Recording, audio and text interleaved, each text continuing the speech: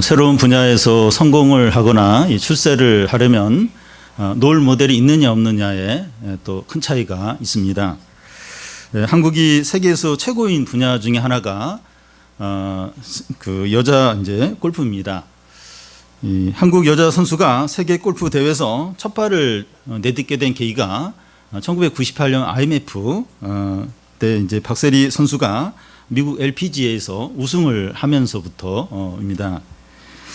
그 당시 가장 인상적인 장면이 이 골프공이 연못가에 이렇게 흘러 내려왔을 때 그 공을 치기 위해서 이 박 선수가 신발과 양말을 벗고 연못가에 직접 들어가서 이 골프공을 쳐 올리는 장면입니다. 그 장면을 보면서 온 국민이 감격을 했고, 그 당시 초등학교 다니던 여학생들 중에서 감명을 받아서 이 골프를 하기로 결심을 한 아이들이 10년 후에 박세리 키즈가 되어서 한국 여자 골프 선수들로 대거 등장하고 현재까지 세계 골프 대회를 이렇게 지배를 하고 있습니다. 훌륭하고 뛰어난 사람들을 롤 모델로 삼고 본받으려고 하는 것은 오늘이나 옛날이나 동일합니다. 그 에베소서가 쓰여질 당시가 기원후 1세기 노마 시대인데, 그 당시에 가장 존경받는 인물은 한 반세기 전에 살았던 그 율리우스 시저, 또 아우구스투스였습니다. 그 이후에 많은 황제들이 자기 이름에 율리우스나 아우구스투스 이런 이름을 갖다 이렇게 함께 붙여서 자기는 율리우스나 아우구스투스를 본받는 그런 자다 하는 걸 이렇게 나타내려고 했습니다. 그런데 이 노마 시대에는 그 영웅이나 황제를 본받으려고 하는 사람들은 있었지만 신을 본받으려고 하는 사람은 없었습니다. 노마 제국에는 30만 개의 신이 있었는데, 어떤 분위기인가 하면 모든 신들을 다 인정을 하는 겁니다. 다 인정을 합니다. 노마 사람들이 이렇게 많은 신을 인정을 한다고 하는 것은 신을 절대적으로 여기지 않는 겁니다. 무슨 말인가 하면 신들은 사람들이 원하는 것을 도와주는 존재이지 인간이 신에게 복종하고 또 신을 본받는 그런 건 아니라는 겁니다. 기독교가 노마 제국에서 313년 공인을 받기 전까지 10번에 걸쳐서 대대적인 박해를 받은 이유가 기독교는 하나님만이 유일한 참신이고 다른 신은 다 우상이다, 이렇게 주장을 했기 때문입니다. 기독교만이 그 하나님만을 예배하고 또 그의 말씀에 순종하고 그를 본받아야 된다고 가르치고 있죠. 그래서 기독교가 그렇게 미움을 받았던 겁니다. 오늘 말씀은 그리스도인의 롤 모델은 하나님이시라는 거예요. 하나님이 우리의 진정한 롤 모델이기 때문에 하나님을 본받아야 한다는 겁니다. 우리는 이미 앞에서 그 하나님이 우리의 롤 모델이다 하는 걸 여러 차례 살펴봤습니다. 하나님이 너희를 용서하신 것지 용서하라, 또 그리스도의 장성한 분량까지 잘하라 이렇게 했고, 성령을 근심하게 하지 말라고 했습니다. 우리의 목표나 기준은 사람이 아니고 하나님과 예수 그리스도와 성령입니다. 우리는 하나님과 예수 그리스도와 성령을 본받아서 살아야 합니다. 이런 가르침은 그 에베소 당시 사람들의 생각과 달라요. 오늘날 사람들의 생각과도 다릅니다. 2주일 전에 그 스웨덴의 개구리 왕자 이야기를 했는데, 결혼 발표 이후에 실제로 개구리 왕자하고 스웨덴 공주하고 결혼을 했습니다. 시골 출신이고 헬스클럽 강사였던 이 남자는 스웨덴 공주와 결혼을 이제 하게 된 겁니다. 결혼한 두 사람의 웨딩 마차가 스웨덴 시내를 돌 때 500만 명의 많은 사람들이 그걸 보면서 축하를 했습니다. 이제 개구리 왕자는 헬스클럽 이 강사처럼 행동하면 안 되고 이 공주의 남편으로서 모든 것을 해야 합니다. 이제 이 남자는 자신의 모든 것을 공주와의 관계에서 생각을 해야 합니다.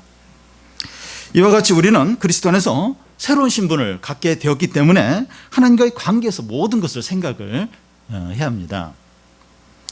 오늘 말씀은 더 나아가서 왜 그리스도인이 하나님을 본받아야 하는지 말씀합니다. 그 이유는 이 사랑받은 하나님의 자녀가 되었기 때문입니다. 왜 우리가 이 하나님을 본받아야 되는가? 이 하나님의 사랑을 받은 하나님의 큰 사랑을 받은 그의 자녀가 됐기 때문입니다. 하나님 아버지로부터 사랑을 받은 자녀이기 때문에 하나님을 본받는 자가 되어야 하는 겁니다. 그럼 우리가 어떻게 하나님을 본받을 수 있습니까? 어떻게 하나님을 본받을 수 있나요? 하나님을 사랑함으로 본받을 수 있습니다. 우리가 그리스도가 우리를 사랑한 것처럼 우리가 다른 사람을 사랑함으로 하나님을 본받을 수 있습니다. 어떻게 하나님을 본받을 수 있을까? 하나님이 우리를 사랑한 것처럼 다른 사람을 사랑하는 게 이게 이제 하나님을 본받는 겁니다. 먼저 하나님을 본받는 자가 되라는 겁니다. 1절을 보면 그러므로 사랑을 받는 자녀같이 너희는 하나님을 본받는 자가 되라. 여기서 본받는다 하는 헬라어 단어의 의미는 담는 거, 모방하는 것을 의미합니다. 롤 모델로 누구를 본받으려고 할 때 롤 모델이 너무 위대하고 뛰어나면 이제 불가능할 겁니다.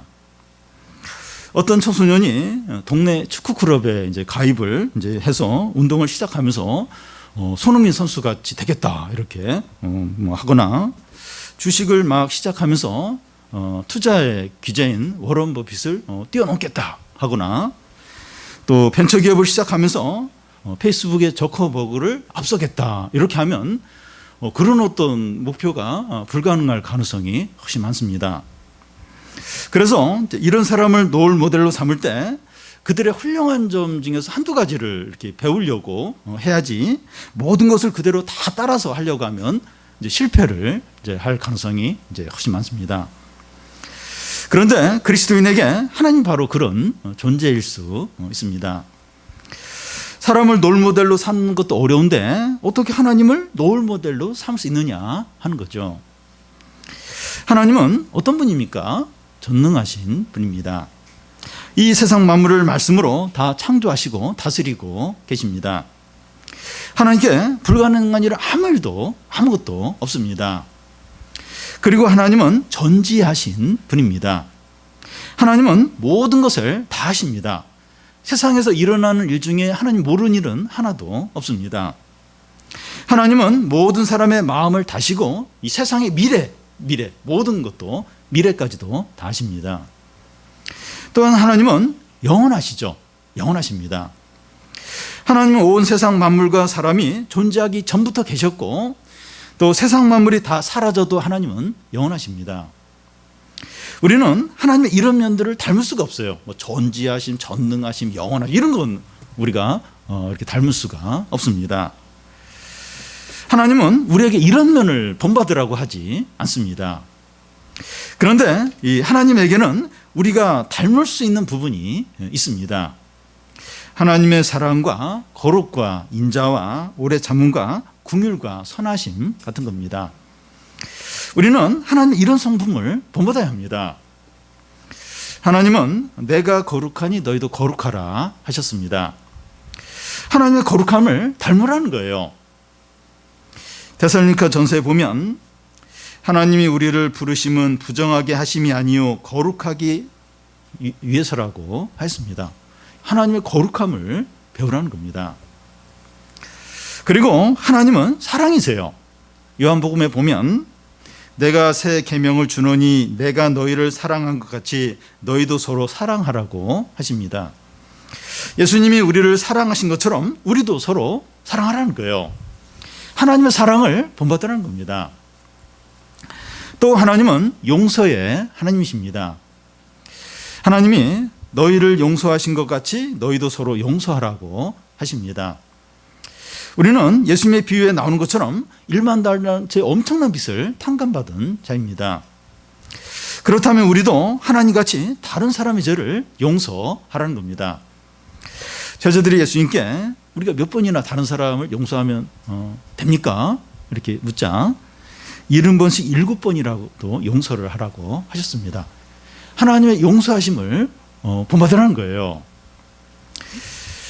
여러분 우리는 이 하나님의 사랑과 거룩과 용서와 오래 참음과 자비와 긍휼과 선하심을 본받을 수 있습니다.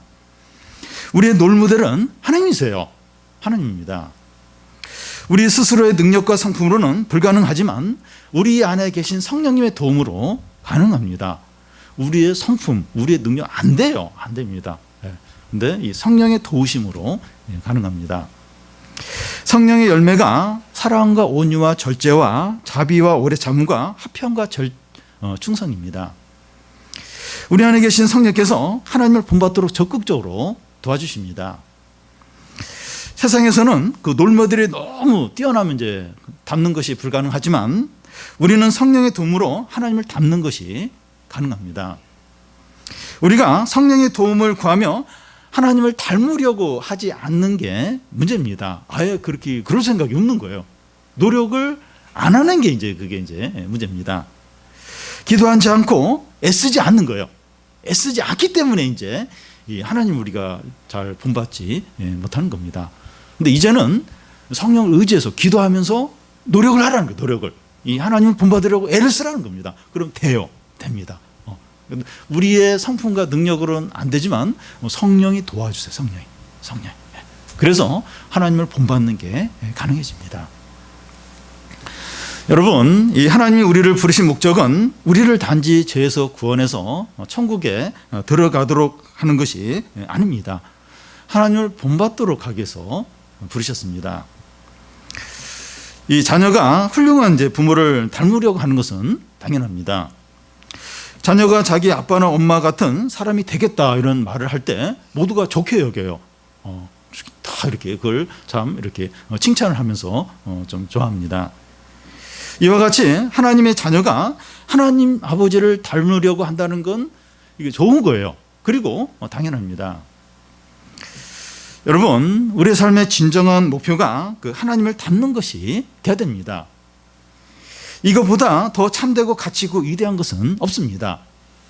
운동을 축구를 하려고 하는 사람이 손흥민 선수 같이 되겠다. 또 가수 지망생이 BTS 같은 그런 팀이 되겠다. 그런 가수가 되겠다. 이러면 꼭 그렇게 되지 못하더라도 많은 유익이 있을 거예요. 그런 최고로 잘하는 사람을 목표로 해서 노력을 하면 유익한 게 많을 겁니다. 우리가 이렇게 하나님을 닮는 거, 하나님을 본받는 거, 그걸 목표로 하는 것만큼 가치 있고 위대한 일은 없습니다. 우리가 하나님을 닮는 것을 목표로 하면서 살 때 최고의 삶을 살게 되고 가장 존귀한 자가 되고 가장 행복하고 영광스럽고 가장 복된 자가 됩니다. 우리는 어렵고 힘들고 유혹이 올 때마다 이 하나님의 부르신 목적이 뭔가 항상 생각을 해야 합니다. 여러분, 인간적이고 이 세상적으로 잘 되고 성공하는 것이 우리의 목적이 아닙니다. 신앙생활 잘하니까 돈도 많이 벌고 출세도 하고 또 취직도 잘하고 또 좋은 대학 가고 이게 진정한 목표가 아닙니다. 필요하죠. 이것들이 필요해요. 근데 이게 진정한 우리의 목적은 아닙니다. 기원 후 3세기 초에 로마 황제 세베루스가 죽기 전에 자기를 이어서 황제가 될 그 아들에게 유언을 해요. 무슨 유언을 하는가 하면, 무슨 이야기를 하는가 하면, 나는 로마 군대에서 백부장, 대대장, 군단장을 했고 또 집정관, 총독, 황제까지 다 해봤는데 모든 것이 헛된 것 같다. 이런 이야기를 했습니다. 전도서의 말씀대로 해 아래 새로운 것이 없어요. 모든 것이 헛됩니다. 이 말씀은 세상의 모든 것이 쓸데없고 의미 없다 하는 것이 아니라 나름대로 가치가 있지만 일시적이고 변질되고 사라질 것들이라는 겁니다. 여러분, 세상 사람들이 추구하는 제일 좋은 게 뭡니까? 인기죠. 명예, 권력, 부, 쾌락 이런 거죠. 그런데 이게 어때요? 일시적. 잠시. 그게 존재하긴 해요. 존재하긴 한데 일시적이죠. 잠깐이죠. 그런 것들을 추구하면 안 된다는 거죠. 우리는 일시적이고 사라질 것들을 위해서 살면 안 됩니다. 하나님 우리를 부르셨는데 그런 일시적인 것들을 위해서 살면 안 되는 거죠. 여러분, 하나님은 우리가 하나님의 수준으로 살고 가장 존귀한 자가 되도록 부르셨습니다. 이것이 우리의 모든 생각과 또 행동과 삶을 주관하게 해야 됩니다. 하나님이 나를 왜 부르셨는가? 그게 이제 우리 생각과 행동과 삶을 다 이렇게 지배하도록 해야 합니다. 우리가 어떤 결정을 내리고 선택을 할 때도 이런 기준에 따라서 해야 합니다. 왜냐하면 존귀한 자고 하나님 부르신 자이기 때문에 그렇게 해야 되죠. 우리는 매사 행동하고 또 말을 하고 선택을 할 때 하나님을 본받는 것에 합당한지 생각을 해야 됩니다. 개구리 왕자가 이제 결혼을 통해서 엄청난 신분 상승이 있었던 것처럼 우리가 그리스도 안에서 엄청난 변화가 생겼는데 예전처럼 욕심대로 그대로 살면 안 됩니다. 이 개구리 왕자가 클럽 강사 할 때도 똑같이 이렇게 결혼한 후에도 그러면 이상한 거죠. 우리가 그리스도 안에서 존귀한 자가 됐어요. 근데 예전 똑같이 어떤 죄된 습관들, 욕심대로 그대로 살면 안 되는 거죠. 그렇게 살면 이상한 거죠. 그러니까 안 되죠. 이제는 하나님과의 이 관계에서 이제 생각을 해야 돼요. 이제 하는 관계에서 모든 생각을 해야 됩니다. 여러분, 그 세상에서 높은 자리에 오르고 이제 인기, 유명인이 되면 부자연스럽게 살아야 하는데 그것을 당연하게 여기며 살아야 됩니다. 무슨 말인가 하면 그 일반 사람들이라 하면 이제 그냥 이제 넘어갈 수 있는 행동이나 그런 말도 이 장관이나 인기 연예인이 되면 문제가 되는 경우가 있습니다. 그들은 존귀한 자들이니까 더 높은 어떤 도덕적인 삶을 요구하기 때문이죠. 예. 저는 뭐 이제 유명하지도 않고 뭐 높은 자리에 있지도 이제 않지만 농담을 하거나 하고 싶은 말이라고 함부로 하면 안 됩니다. 집에서는 뭐 편하게 말하고 행동을 하지만 밖에서 그렇게 하면 약한 분들이 목사님이 저럴 수 있나 하면서 이렇게 시험에 들 수 있기 때문이죠. 이 목사에 대한 기대하는 것들과 기준이 있는 거예요. 목사님은 이래야 된다. 어떤 그런 기준이 이제 있으니까 그 기준에 벗어나서 이렇게 어떤 행동을 했을 때 그러면 이제 약한 사람들이 이제 시험에 들 수 있습니다. 그래서 저는 그 집 밖에서는 이 부자연스럽게 행동을 할 때가 있는데 목사이기 때문에 이것을 당연하다 이렇게 여기면서 이제 살고 있습니다. 무슨 얘기를 하려고 하는가 하면 그리스도인인 우리는 너무나 존귀하고 높고 영광된 자들입니다. 우리의 달라진 신분에 합당하게 살아야 한다는 겁니다. 내가 하고 싶은 대로 이렇게 살거나 세상 사람들이 사는 방식대로 이제 살면 안 되고 하나님을 본받는 자가 되어야 한다는 거예요. 그런 삶을 살아야 한다는 겁니다.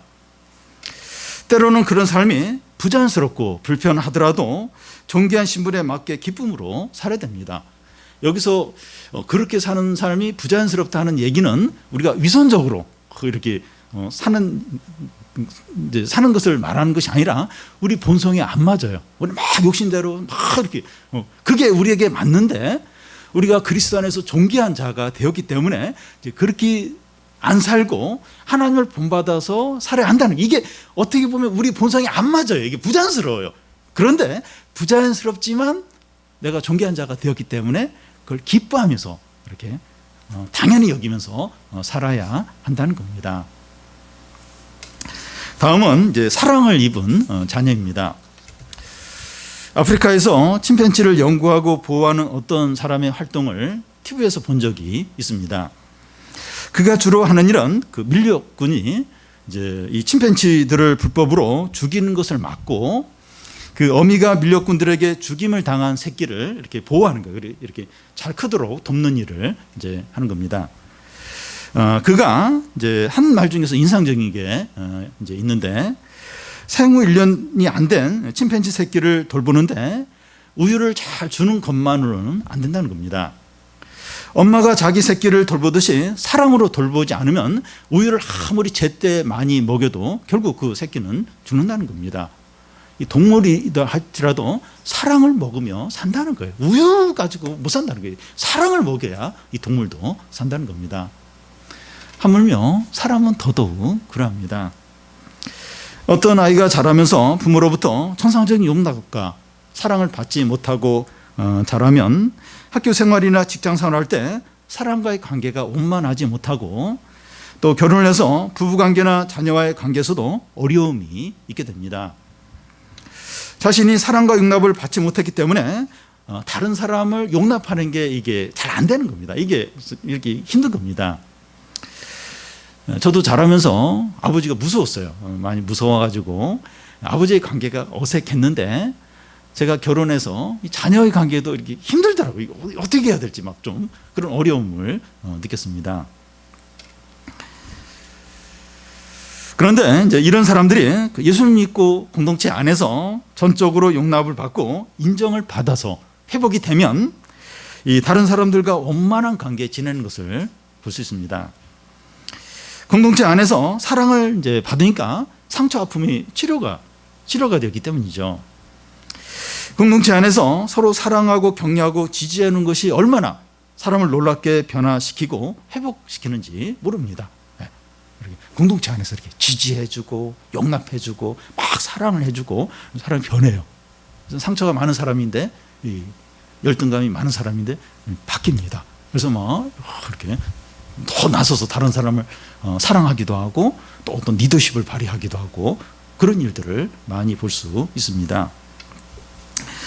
예수를 믿는 우리는 그 하나님의 사랑을 받은 그의 자녀들입니다. 1절을 다시 보면 그러므로 사랑을 받은 자녀같이 너희는 하나님을 본받는 자가 되고, 하나님이 우리를 사랑하십니다. 우리가 하나님을 사랑하는 게 아니라는 거예요. 요한 1서에 보면 우리가 하나님을 사랑한 것이 아니요 하나님이 우리를 사랑하사 우리 죄를 속하기 위하여 화목제물로 그 아들을 보내셨다고 합니다. 하나님은 그의 독생자를 우리 죄를 위해서 십자가에 죽게 하심으로 우리에 대한 사랑을 나타내셨습니다. 여러분, 우리는 이 하나님을 위해서 시간을 내고 물질을 사용하고 수고를 할 때 손해를 보고 있다는 생각이 들 때가 있어요. 하나님은 나를 사랑하지 않는데 나는 너무 하나님을 사랑하는 거 아닌가, 그런 생각이 드는 거예요. 근데 절대 그렇지 않습니다. 하나님이 우리를 사랑하신 것에 비하면 우리는 이 하나님을 사랑한 것과 비교가 안 돼. 우리가 하나님 사랑하는 건 하나님 우리 사랑한 것과 비교할 수가 없습니다. 이 부모와 자녀 예를 이제 들면, 자녀가 부모를 아무리 사랑한다고 해도 부모가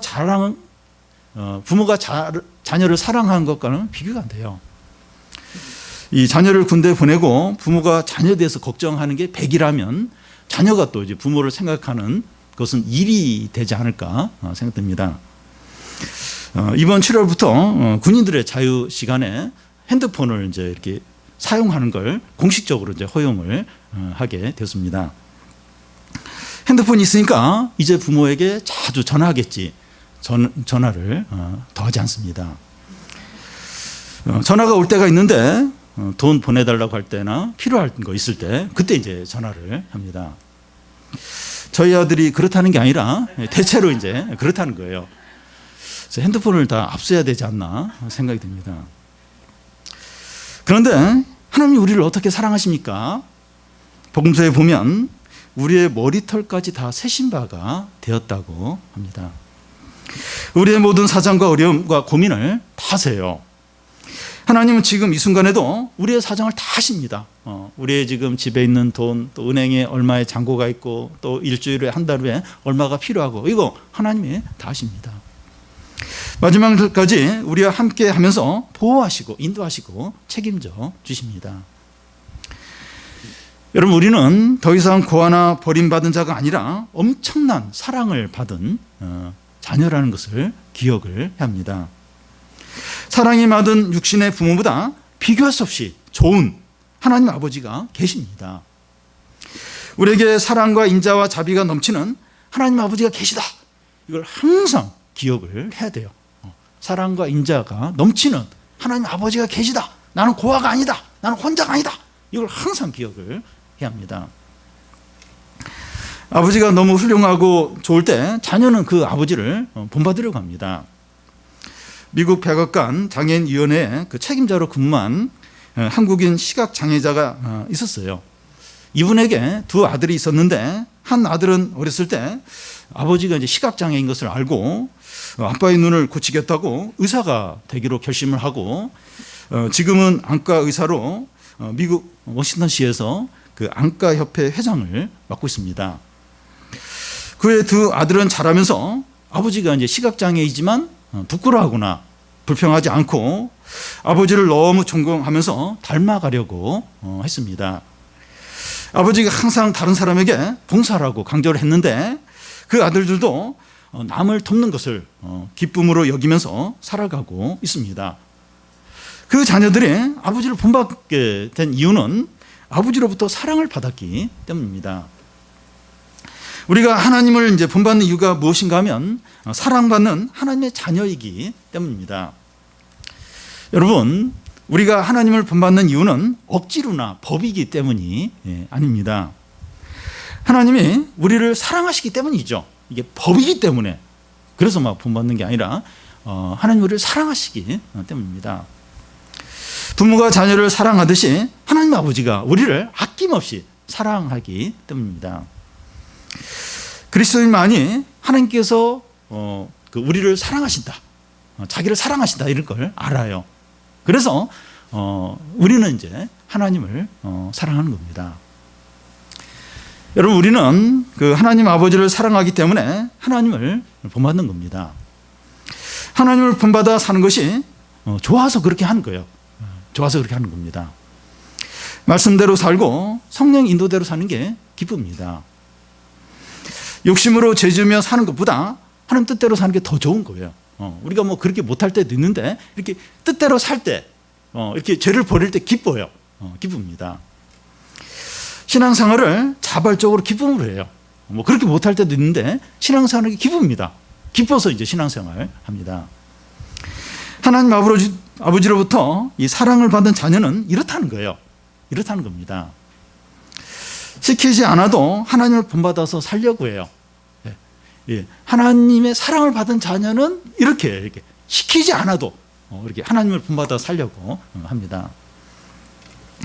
만약에 우리가 하나님을 본받는 마음이 없다면 우리는 하나님의 사랑을 받은 적이 없거나 자녀가 아닐 가능성이 많습니다. 그래서 우리가 하나님을 본받는 자인가 아닌가 하는 것이 내가 그리스도인인가 아닌가, 내 믿음이 참된 믿음인가 아닌가 하는 것을 드러내는 시금석이 될 수 있습니다. 교회 생활을 오래 했고 직분자를 할지라도 이 하나님을 본받는 마음이 없다면 믿음이 참된 믿음이 아닐 수 있고 또 신자로 보기 어렵다는 겁니다. 반면에 우리가 그리스도인으로 이제 참된 믿음이 있다면 하나님을 이제 본받고 싶어해요.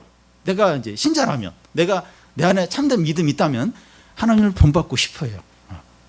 본받아야 되는데, 본받아서 살아야 되는데 그렇게 못할 때 고통이 있어요. 아픔이 있는 거예요. 너무 힘든 거예요. 너무 이제 그게 괴로움이 되는 겁니다. 우리에게 하나님을 본받고자 하는 마음이 있습니까? 우리 한번 자신을 돌아보면 좋겠는데, 내 안에 이렇게 하나님 본받고자 하는 마음이 있습니까? 만약 없다면, 그리고 그런 마음이 너무 적다면 우리 믿음에 문제가 있는 거예요. 우리 믿음이 참된 믿음이 아닐 수 있다는 겁니다. 그리고 거듭나지 않았을 수 있다는 거예요. 우리에게 진짜 참된 믿음이 있다면, 거듭났다면 하나님을 본받고자 하고 그렇게 못할 때 너무 힘든 거예요. 너무 괴로운 거예요. 너무 죄책감에 시달린다는 거예요. 근데 우리에게 하나님을 본받고자 하는 그런 생각 자체가 없다면, 그리고 너무 약하다면, 그리고 본받지 않고 세상을 쫓고 다른 어떤 잘되는 사람만 이렇게 본받으려고 한다면 내 신앙에 진짜 문제가 있구나, 내 지금 믿음이 이게 가짜 믿음이구나 하는 걸 고백을 하는 겁니다. 그래서 이 신앙이 회복이 되도록, 참된 믿음이 생기도록 하는 게 구해야 되죠. 진정으로 해결을 해야 되죠. 해결을 하고, 그리고 거듭나고, 그리고 참된 믿음을 회복해서 하나님을 본받도록. 신자는 하나님을 본받는 자죠. 마지막으로 어떻게 하나님을 본받을 수 있느냐 하는 겁니다. 2절을 우리 같이 한번 읽겠습니다. 그리스도께서 너희를 사랑하신 것 같이 너희도 사랑 가운데 행하라. 그는 우리를 위하여 자신을 버리사 향기로운 제물과 희생 제물로 하나님께 드리셨느니라. 그리스도께서 너희를 사랑하신 것 같이 너희도 사랑 가운데서 행하는 것이 하나님을 본받는 겁니다. 여러분, 우리가 이제 사랑으로 행하는 게 그 하나님을 닮는 겁니다. 남에게 선물을 하는 것도 선물을 받아본 사람이 선물을 할 수 있고, 사랑을 하는 것도 사랑을 받아본 사람이 할 수 있습니다. 그와 같이 그리스도의 사랑을 받아본 사람이 다른 사람을 진정으로 사랑할 수 있습니다.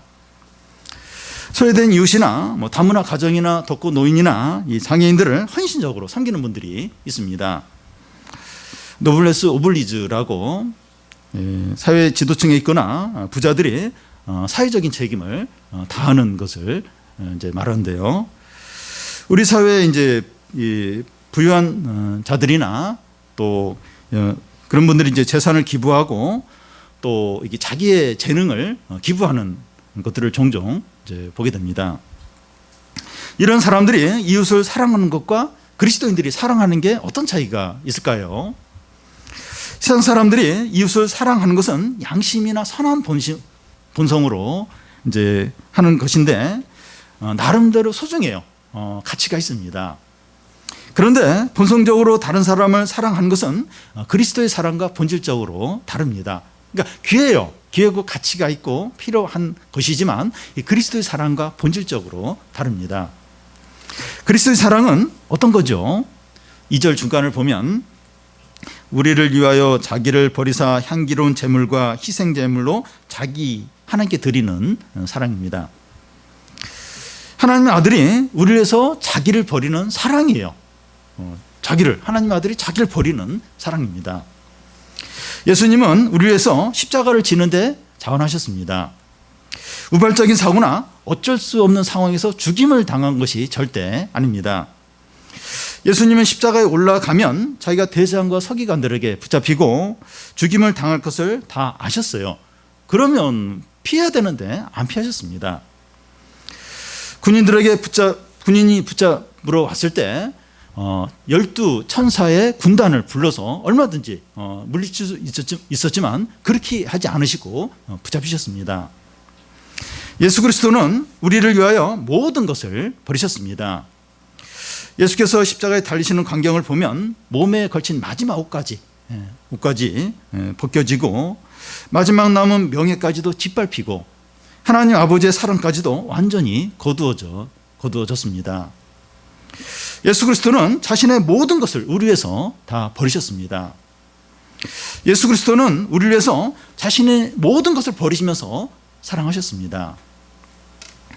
요한복음에 보면 그 예수님이 사랑에 대해서 이제 말씀하면서 친구를 위하여 자기 목숨을 버리면 이보다 더 큰 사랑이 없다고 하셨는데 예수님이 우리를 위하여 목숨을 버리는 것은 가장 큰 사랑입니다. 그리스도는 자신의 가장 소중한 목숨을 버리시면서 우리를 사랑을 하셨습니다. 바울은 이제 서로 사랑하라 이렇게 하면서 선물을 좋은 거 해주고 또 돈을 많이 사용하고 이런 걸 이야기하지 않고 예수 그리스도가 십자가에서 향기로운 제물과 희생 제물로 하나님께 드렸다는 것을 말씀합니다. 우리가 서로 사랑하는 것은 어떤 우리의 본성이나 성품이나 이런 것에 기초를 둔 것이 아니라 예수 그리스도의 십자가 죽음에 기초를 두고 있습니다.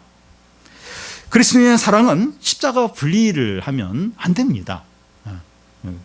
분리를 하면 안 됩니다. 우리는 그리스도의 사랑으로 서로 사랑을 하는 겁니다. 그리스도의 사랑으로 사랑을 하는 겁니다. 그러니까 모든 걸 다 버리고 자신의 목숨까지 버린 그리스도의 사랑으로 서로를 사랑을 하는 겁니다.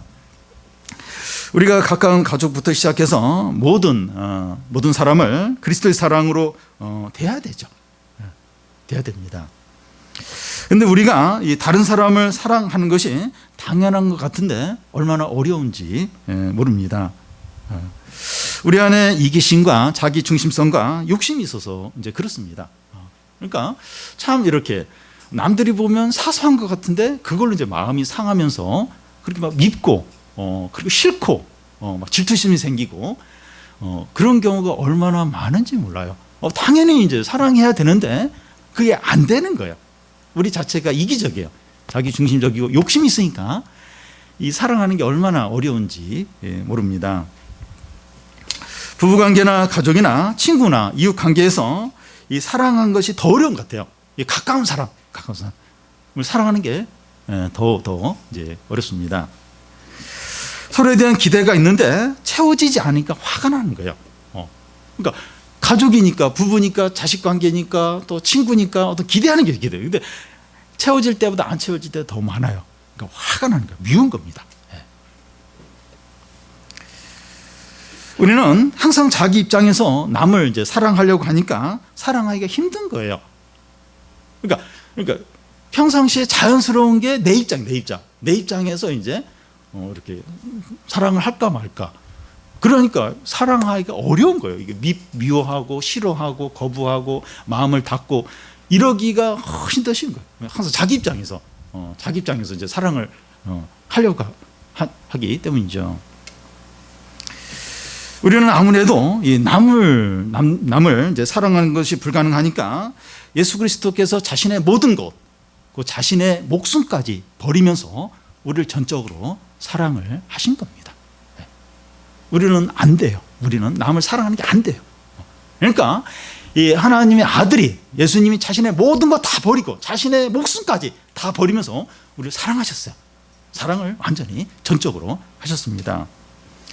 사랑을 받아야 남을 사랑할 수 있으니까 우리를 예수 그리스도가 전적으로 사랑을 하신 거죠. 사랑을 받아봐야 사랑을 할 수가 있죠.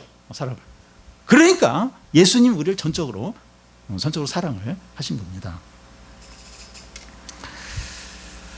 우리가 이런 사랑을 한다면 사랑하지 못할 사람이 있습니까?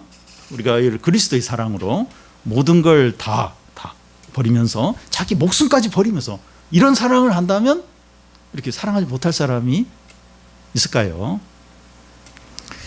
우리가 지난 한 주를 돌아보면서 그 어떤 일 때문에 누구를 미워하고 화를 내고 험한 말을 했을 수 있습니다. 도저히 이해가 안 되고 참을 수가 없고 용서가 안 될 수 있어요. 도저히 이해가 안 돼요. 저 사람 누구 가끔 도저히 이해가 안 되고 용납이 안 될 수 있습니다. 우리 입장에서 100번 생각해도 내가 화내고 그 사람 미워하고 거부하는 게 옳을 수 있어요. 그런데 자기 목숨을 버리신 그리스도의 사랑에 비추어 봐도 용납이 안 됩니까? 그리스도의 사랑이 아무것도 아닌 정도로 우리의 의와 또 고집과 주장이 대단합니까? 그리스도 사랑이 힘을 잃어버릴 정도로 아무 의미가 없을 정도로 내 의와 자랑과 고집과 주장이 더 대단합니까? 그리스도 사랑으로 용납하지 못할 사람이 있습니까? 그리스도의 사랑을 하는 것이 하나님을 본받는 겁니다. 여러분, 하나님 다움이란 말을 하는데 하나님 다움이 어떨 때 하나님 다움이 나타납니까? 하나님 온 세상 만물을 창조하고 홍해를 가르고 그런 능력에서도 하나님 다움이 있긴 있지만 자신의 모든 거 그리고 자신의 목숨까지 버리면서 우리를 사랑하신 거기에 하나님 다움이 있습니다. 이게 하나님 다움의 핵심이에요. 본질이에요. 하나님 천지를 창조하시고 홍해를 가르고 엄청난 기적을 일으키고 근데 우리를 사랑하지 않는다. 그러면 어떤 면에서 의미가 없죠. 자신의 모든 걸 버리고 또 자신의 목숨까지 버리면서 벌레 같은 짐승 같은 아무 소망이 없던 악과 욕심과 거짓으로 가득 찬 머리부터 발끝까지 죄로 완전히 코팅이 된 그런 우리를 전적으로 사랑하신 거기에 이제 하나님 다움이 있는 거죠. 그러면 하나님을 본받는 거의 핵심이 뭡니까? 핵심. 그리스도의 그 사랑으로 남들을 사랑하는 나에게 손해를 주고 나에게 모욕을 주고 또 나에게 피해를 준 그 사람을 그리스도의 사랑으로 사랑하는 거기에 하나님 본받는 핵심이 있는 겁니다.